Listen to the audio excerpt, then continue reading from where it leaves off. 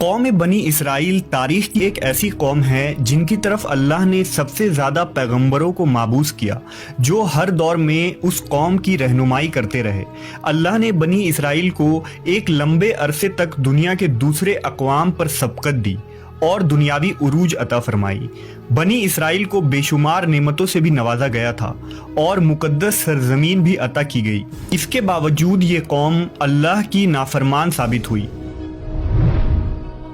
یہودیوں نے اپنی طرف بھیجے گئے بے شمار نبیوں کو قتل کیا، اللہ کے حکم کی پامالی کی اور ہر دور میں شرک میں مبتلا ہو گئے۔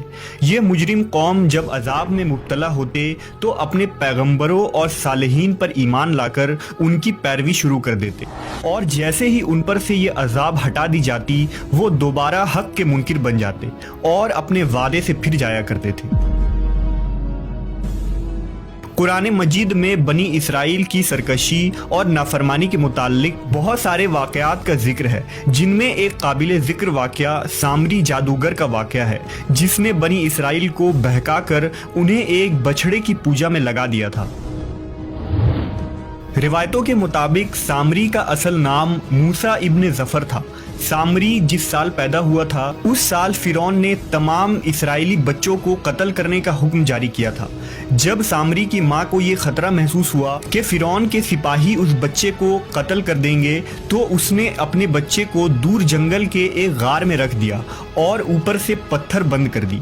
ادھر اللہ نے اپنے فرشتے جبرائیل امین کو اس بچے کی حفاظت اور غذا دینے کے کام پر مامور کر دیا، لہٰذا جبرائیل علیہ السلام اس غار میں آتے اور اپنی انگلی اس بچے کو چٹا دیتے، جس سے دودھ اور شہد جاری ہو جاتا۔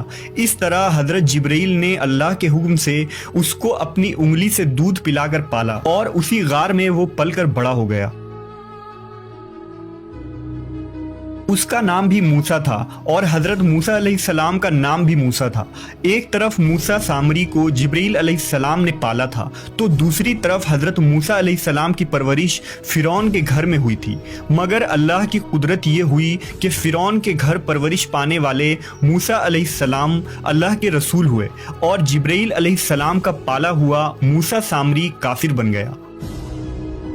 دراصل جب اللہ رب العزت نے بنی اسرائیل کو فرعون کی غلامی سے نجات دیا اور فرعون کو اس کے لشکر سمیت دریائے نیل میں غرق کر دیا تو یہ قوم حضرت موسیٰ علیہ السلام کے ساتھ وادی سینا میں ہجرت کر گئی۔ وہاں اللہ نے موسیٰ علیہ السلام سے وعدہ کیا کہ انہیں مقدس کتاب توریت عطا کی جائے گی، جو بنی اسرائیل اور بعد کے آنے والے لوگوں کے لیے ہدایت ہوگی۔ حضرت موسیٰ علیہ السلام کو یہ حکم ملا کہ وہ 30 راتوں کے لیے کوہ طور پر قیام کریں، اس کے بعد انہیں توریت دی جائے گی۔ لہٰذا حضرت موسیٰ علیہ السلام نے اپنے بھائی ہارون علیہ السلام کو اپنا خلیفہ مقرر کیا اور بنی اسرائیل کو اپنے بھائی کے سپرد کر کے انہیں یہ کام سونپا کہ جب تک آپ کوہ طور سے واپس نہ لوٹیں گے وہ اس قوم کے مسائل کو دیکھیں گے اور ان کا انتظام سنبھالیں گے۔ موسیٰ علیہ السلام کوہ طور پر چلے گئے، جہاں آپ پورے 1 ماہ روزے اور عبادت میں مشغول ہو گئے۔ ادھر شیطان مردود کو بنی اسرائیل کو بہکانے کا ایک سنہرا موقع مل گیا، لہٰذا سامری نے بنی اسرائیل کو بھٹکانے کا ارادہ کیا۔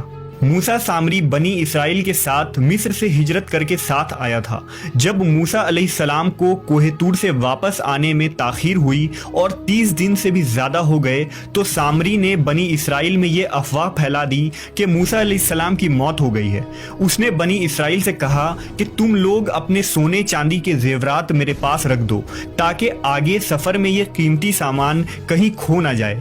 چونکہ وہ ایک معزز شخص مانا جاتا تھا لہذا بنی اسرائیل نے تمام سونے چاندی اسے دے دیے۔ اس نے آگ کی ایک بھٹی جلائی اور ان تمام زیورات کو اس بھٹی میں ڈال دیا۔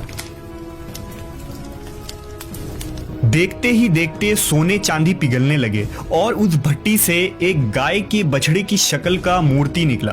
سامری کے پاس اس جگہ کی مٹی تھی جس جگہ جبرائیل علیہ السلام کے گھوڑے نے قدم رکھا تھا۔ اس نے جیسے ہی وہ مٹی اس بے جان بچھڑے میں ڈالی تو وہ گائے کی طرح آواز نکالنے لگا۔ سامری نے بنی اسرائیل سے کہا، موسیٰ تو اپنے خدا کی تلاش میں طور پر گئے ہیں جبکہ خود خدا ہمارے پاس تشریف لے آئے۔ اس نے بچھڑے کی طرف اشارہ کر کے کہا کہ یہی خدا ہے۔ اس کی اس گمراہ کن تقریر سے بنی اسرائیل کو اس بچڑے کے خدا ہونے پر یقین آ گیا۔ انہوں نے اس بچڑے کی پوجا شروع کر دی اور اس کے آگے سجدہ کرنے لگے۔ 12,000 آدمیوں کے سوا ساری قوم نے سونے کے اس بچڑے کی عبادت شروع کر دی۔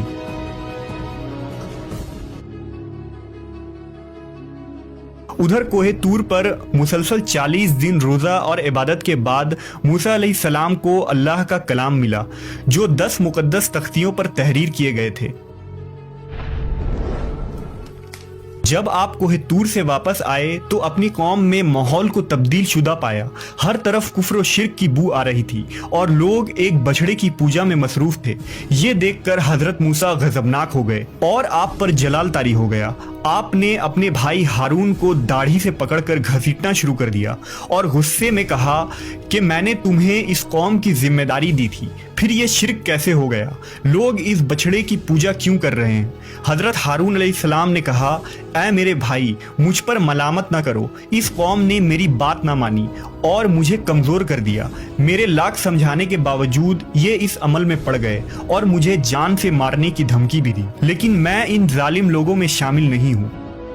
لہذا موسیٰ علیہ السلام کا جلال جب کچھ کم ہوا تو آپ نے اللہ سے اپنے بھائی کی بخشش کی دعا فرمائی۔ بنی اسرائیل نے جب موسیٰ علیہ السلام کو دیکھا تو وہ بہت شرمندہ ہوئے اور اپنے اس شرکیہ عمل پر ملامت کرنے لگے۔ موسیٰ علیہ السلام نے سامری سے پوچھا کہ تو نے اس قوم کو باطل معبود کے پیچھے کیوں لگا دیا؟ تو سامری نے کہا کہ میرے نفس نے مجھے اس کام کے لیے مجبور کیا تھا اور یہ میری فریب کاری تھی۔ حضرت موسیٰ نے اس بچڑے کو جلا کر راکھ کر دیا اور اس کے ٹکڑے ٹکڑے کر کے سمندر میں بہا دیا۔ روایتوں میں آتا ہے کہ موسیٰ علیہ السلام پر یہ حکم نازل ہوا کہ آپ 80 آدمیوں کو منتخب کر کے کوہ طور پر لے جائیں اور یہ سب لوگ بچڑا پوجنے والوں کی طرف سے معذرت طلب کرتے ہوئے یہ دعا مانگے کہ بچڑا پوجنے والوں کے گناہ معاف ہو جائے۔ لہذا موسیٰ علیہ السلام نے چن چن کر اچھے اور صالح آدمیوں کو ساتھ لیا اور کوہ طور پر تشریف لے گئے۔ جب لوگ وہاں معافی طلب کرنے لگے تو اللہ کی طرف سے آواز آئی، اے بنی اسرائیل، میں ہی خدا ہوں اور میرے سوا کوئی معبود نہیں۔ میں نے ہی تم لوگوں کو فرعون کے ظلم سے نجات دلا کر تم لوگوں کو بچایا ہے، لہذا تم لوگ فقط میری ہی عبادت کرو اور میرے سوا کسی کو مت پوجو۔ اللہ کا یہ کلام سن کر یہ 80 آدمی کہنے لگے، اے موسیٰ، ہم ہرگز آپ کی بات نہ مانیں گے جب تک ہم اللہ کو اپنے سامنے نہ دیکھ لیں۔ یہ 80 آدمی اپنے ضد پر قائم رہے کہ ہم کو اللہ کا دیدار کروائیں، ورنہ ہم ہرگز نہیں مانیں گے۔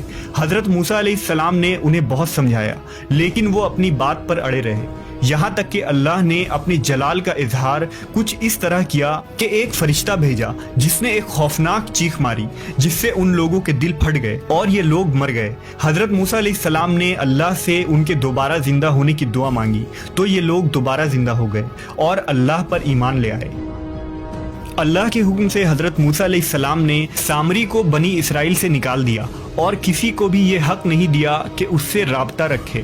بعض مفسرین نے لکھا کہ سامری کا جرم ثابت ہونے کے بعد موسیٰ علیہ السلام نے بد دعا کی اور اللہ نے اسے ایسی بیماری میں مبتلا کیا کہ جب تک وہ زندہ رہا کوئی اس کے قریب نہیں جاتا۔